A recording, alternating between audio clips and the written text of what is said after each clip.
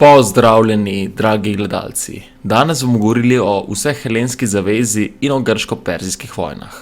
Olimpijske igre so vsak 4 leta prirejali v Olimpiji, na Peloponezu, v čast boga Zevsa. Veljale so za enega najpomembnejših dogodkov, ki je združeval grški svet.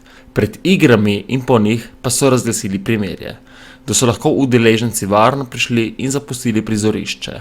Zmaga je bila izredno cenjena. Zmagovalca so okronali z vencem svete oljke. Rodno mesto mu pa je podelilo privilegije in nagrade, na primer častni sedež v gledališču in brezplačen obrok hrane za vse življenje. Igre niso bile zgolj tekmovalna prireditev, ampak tudi velik sejem, priložnost za druženje, zabavo in izmenjavo pogledov na svet, ter kulturna prireditev, na katerih so si pesniki in govorniki z recitiranjem svojih del lahko pridobili sloves in ugled. Utrjevali so zavest o pripadnosti grškemu svetu. Udeležba je bila dovoljena le Grkom, ne Grkom pa strogo prepovedana. Močan povezovalni člen grškega sveta je bilo prizorišče v Delfih. Preročišče v Delfih je bilo izjemno vplivno, svetovalo je pri ustanavljanju kolonij, vplivalo na razvoj zakonodaje in prava, bilo je posvetovalni politični organ vse grške skupnosti, reševalo je spore in z nasveti urejalo odnose med polisi. V 6. stoletju pred Kristusom je na ozemlju današnjega Irana se razvila perzijska država in še v istem stoletju se je razširila do obal Male Azije. Tamkajšnje grške kolonije so se z njo kmalu zapletle v spor.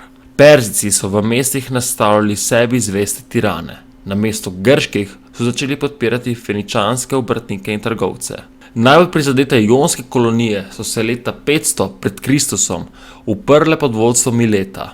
Kolonisti so pričakovali pomoč matične Grčije, a skromno pomoč so poslali le Atenci in Eritrejci iz Euboje. Po prvih grških uspehih so Perzijci zatrli upor. Zadnji se je predal Milet.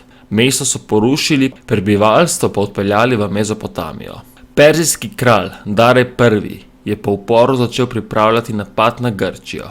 Najprej k vazalstvu prisilil Trakijo in antično Makedonijo. Leta 490 pred Kristusom pa je z mornarico napadel Grčijo.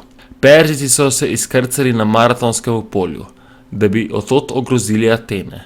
Čeprav je bilo Atencev manj, so po zaslugi falange in poveljnika Militiada zmagali. Tudi perzijski napad na Atene z morja ni uspel. 10 let pozneje so Perzijci za obračun z Grki zbrali še močnejšo vojsko in mornarico. Kopenska vojska je štela kar 100.000 ljudi, mornarica pa 600 ladij. Leta 480 so prekoračili Dardanele in začeli napad. Vodstvo obrambe sta prevzeli Atene in Šparta. Leto prej so ustanovili Helensko zvezo in sklenili vse grško premirje, da so lahko v miru pripravili obrambo. Atenski politiki, Temistokles in spartanski Eforiji so izdelali bojni načrt za atenski ladjevje, ki naj bi Perzijce premagal na morju. Kopenska vojska pa naj bi sovražnika poskušala zadržati čim dlje od osrednje Grčije. Prvo bojno črto je grška vojska pod vodstvom špartanskega kralja Leonida postavila pri Termopilah, ozki soteski, v kateri so številčna premoč Perzijcev ni mogla pokazati. V soteski jim je uspelo zadržati napadalce, a sovražniki so obšli grške položaje. Ko je Leonidas spoznal, da jih bodo obkolili, je odslovil svoje zaveznike, sam pa se s 300 rojaki bojeval do zadnjega. Po tem sopadu je bila osrednja Grčija izgubljena. Perzijci so vdrli v Atiko in jo opustošili, zavzeli in požgali pa so tudi Akropolo. Grki pa so medtem postavljali novo obrambno črto v Koritinski ožini. Po tem Istoklovem predlogu je jeseni leta 480 pred Kristusom v morski ožini pri Salamini prišlo do pomorske bitke. Manjše in gibljivejše grške ladje, triere, so izkoristile prednost ožine in premagale perzijsko ladjevje. Vsi dotedanji uspehi Perzijcev so bili s tem izničeni. Perzijski kralj se je umaknil domov, njegova kopenska vojska pa v Tesalijo in bila tam naslednje leto v bitki pri Platajah poražena. Isto leto so Grki v pomorski bitki pri Mikalah v Mali Aziji dosegli novo zmago. Jonci so nato prišli v napad in iz maloazijske Jonije izgnali perzijske posadke. Kaj pa so bili vzrok in posledice grške zmage? Za zmago Grkov proti Perzijskemu imperiju je bilo več razlogov. Grki so bolje poznali ozemlje in znali njegove posebnosti vključiti v vojaško taktiko. Za vojno v hribovitih in kričevnatih deželah so bili bolje opremljeni.